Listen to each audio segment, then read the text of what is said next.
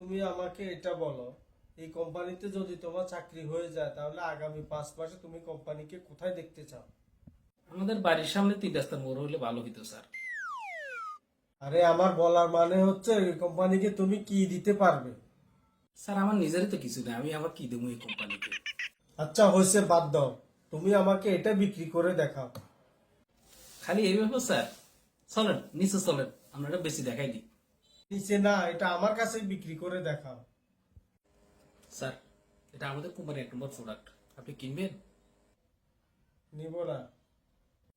আরে বেটা, এটা যদি তোর পছন্দ না হয় তাহলে এটা মানুষের কিনলি। তুই যা, তোর জন্য এই চাকরি না।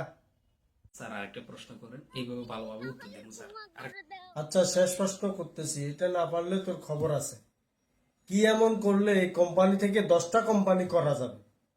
আরে সবার আগে এই কোম্পানি থেকে তোর বাদ দিতে হবে, তাহলে এই কোম্পানি অনেক বড় হইব। ভাগ এখান থেকে।